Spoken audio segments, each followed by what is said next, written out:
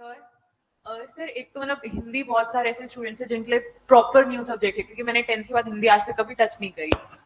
तो उस टाइम पे क्या अप्रोच से हिंदी को स्टार्ट करना चाहिए, क्योंकि जो हिंदी हम एक्चुअली बोलते हैं वो लिखने वाली नहीं होती है, उसमें बहुत सारी मिस्टेक्स होती है। तो वो अप्रोच कैसे स्टार्ट करें, और उसमें न्यूज़पेपर की हेल्प लेनी चाहिए कि नहीं लेनी चाहिए, बुक्स पढ़नी चाहिए कि नहीं पढ़नी चाहिए, मतलब किस तरह से अप्रोच करनी है। ये हिंदी वाला इशू पिछले पेपर में बहुत सारे लोगों के साथ हुआ है, तो इसको प्लीज सभी सीरियसली लें। बहुत सारे बंदे हैं जिनके 430 मार्क्स थे, लेकिन उनके इंटरव्यू के मार्क्स कैलकुलेट नहीं हुए, क्योंकि 34 मार्क रह गए, किसी के 32 रह गए, किसी के 30 रह गए।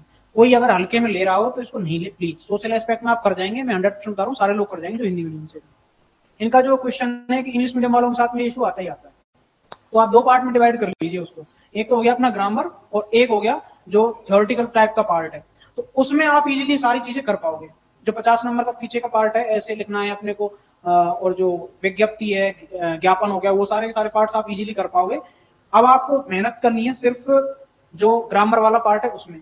अगर आप बुक्स में घुसोगे, आप कभी पार नहीं पढ़ पाओगे, और कभी आपको समझ में नहीं आएंगी चीजें क्या चल रहा है। जो सर पढ़ा रहे हैं गंभीर वजीरा सर, उसको ऐसे समझ लो कि बस ये गीता है और ये गीता का साथ मुझे रखना है। अगर आप वो भी कवर अप कर गए तो आप 100% उसमें आपके 30 मार्क्स भी आ गए ना 50 में से, तो आपकी हिंदी को कोई 20 भी आ गए तब भी कोई इशू नहीं है, आपको 35 ही तो लेगा ना टोटल, बाकी में आप कर लोगे इजीली।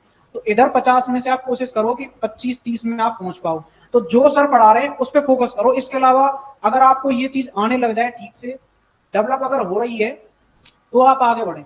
मुझे लगता है कि गंभीर वजीरा सर ने जो पढ़ाया था, लगभग सारी चीजें उससे आ गई थी। अगर उससे बाहर आई भी थी तो ना तो मुझे आ रही है ना किसी और को आ रही है। आप बुक से पढ़िए, किससे पढ़िए, वो आपको याद भी रहने वाली है। याद वो चीजें रहती हैं जो आप लगातार पढ़ते हैं, बार बार पढ़ते हैं, हर बार पढ़ते हैं, रोजाना।